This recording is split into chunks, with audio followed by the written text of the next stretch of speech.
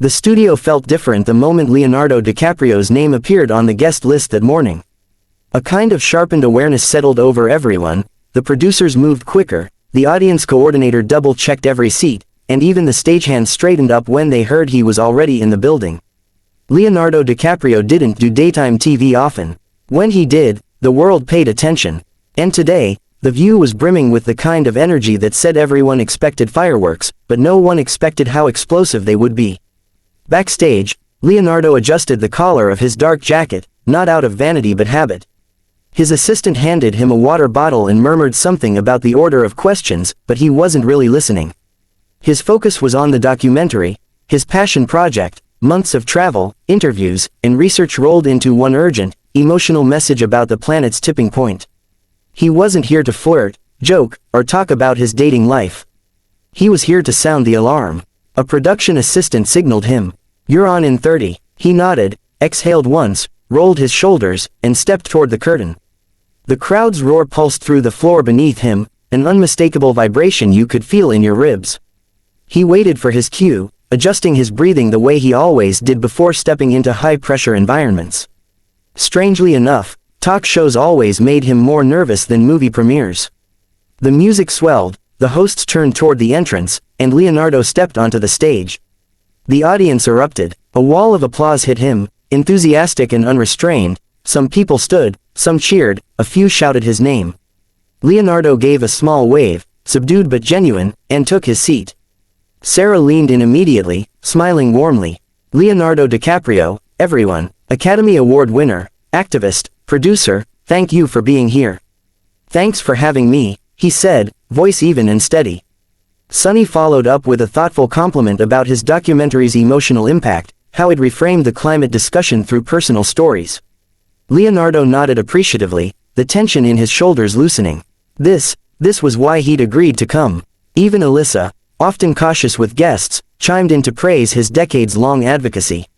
Leonardo responded graciously, detailing the scientific partnerships behind the film, the communities featured, and the urgency of the environmental crises unfolding globally. He spoke with passion, clear, informed, deliberate. The audience listened attentively, and even some of the crew paused behind the cameras, drawn into his words. For a moment, everything was smooth. More than smooth, meaningful. Then Joy Behar leaned forward. Her mug clinked against the table, a tiny sound somehow louder than it should have been. She squinted at Leonardo with a mischievous smile that didn't quite reach her eyes. "So, Leo," she said casually, "this documentary of yours, it's all about telling people to reduce their carbon footprint, right?" Leonardo nodded, still relaxed. "It's about collective action, governments, corporations, But you," Joy cut in, tapping her pen, "you're flying private jets all over the world. Multiple times a week. You're known for it." The temperature in the room dropped.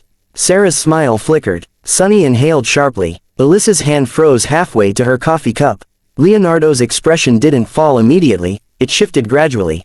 The warmth drained from his smile, replaced with alertness. His spine straightened. His eyes went from soft to razor sharp.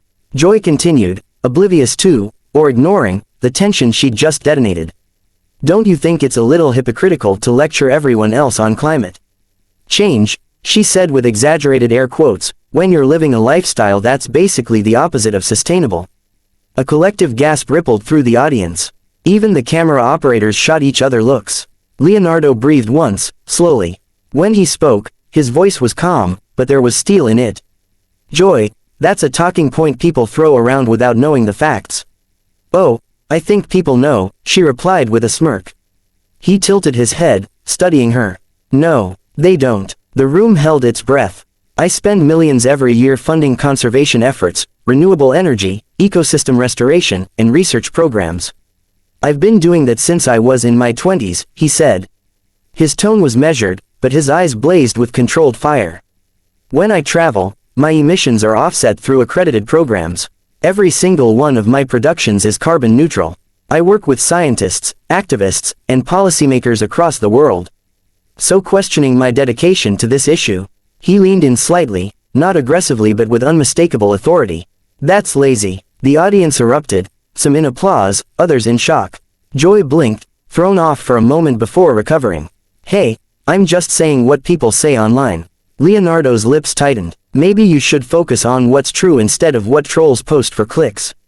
The energy in the studio had shifted so sharply that even the overhead lights felt hotter, as though the show itself was blushing from secondhand embarrassment.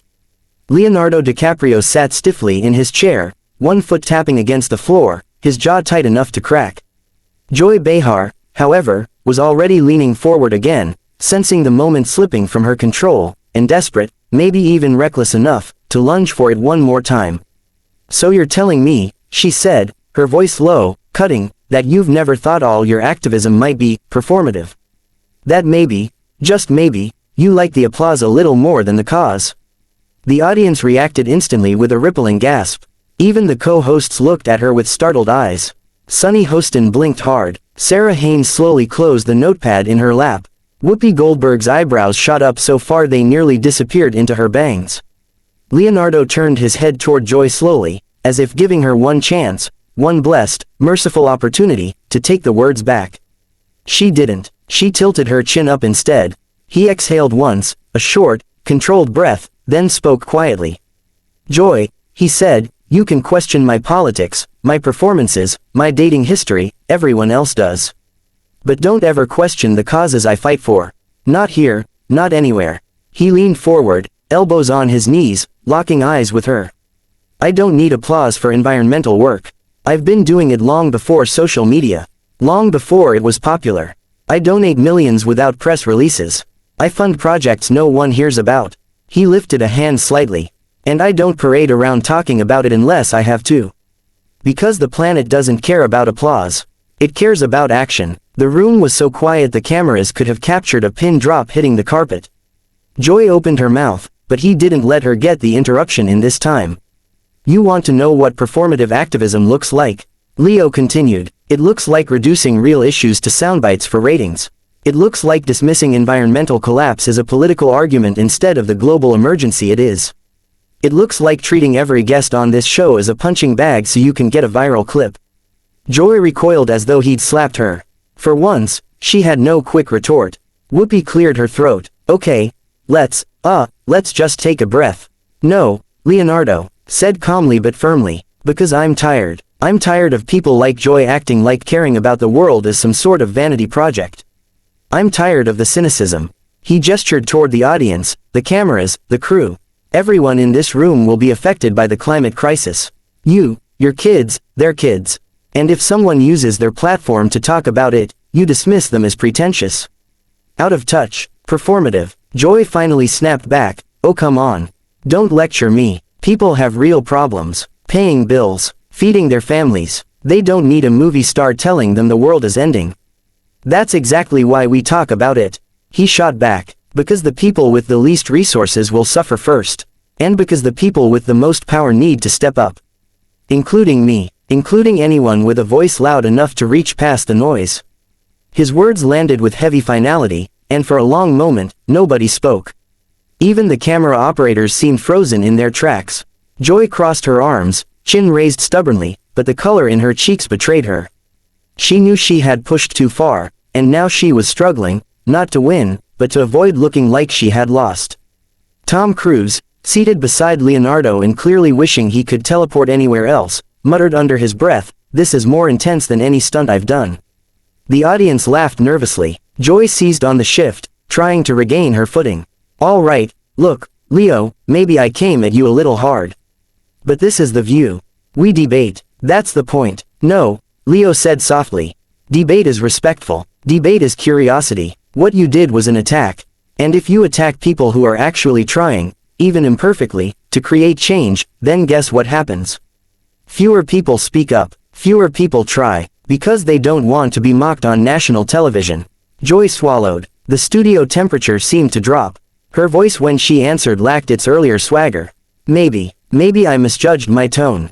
Sarah Haynes glanced between them, wide-eyed, like she couldn't believe the words were actually coming out of Joy's mouth.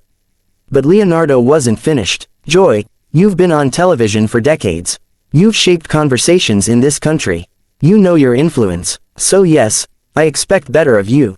Joy opened her mouth, then closed it again. For the first time in years, she seemed small. Not humiliated in a slapstick way, not ridiculed, but startled by the realization that she wasn't untouchable. Whoopi jumped in, sensing the only path forward. "Leonardo, we appreciate your passion. Really, let's try to bring this home. We've got a commercial break in 1 minute." But instead of cooling down, Leonardo stood up. The audience jolted. Joy's eyes widened. Even Tom straightened. "I'll say one last thing," Leo said, addressing not the hosts, but the entire studio. "If we want real change, any kind of change, we have to stop tearing apart the people who are trying to help. I don't care if they're celebrities, politicians, activists, or kids organizing rallies at their schools. Stop attacking. Start asking. Start listening." He pushed the chair back gently, not angrily, but with finality. "I came here today to talk about my film. Instead, we ended up in some kind of moral wrestling match. So I'm going to say thank you for having me." His eyes flicked to Joy. "And good luck." Without waiting for permission or applause, he stepped off the stage, walking straight toward the backstage hallway. Cameras scrambled to follow him. Producers panicked. The audience erupted into chaotic whispers.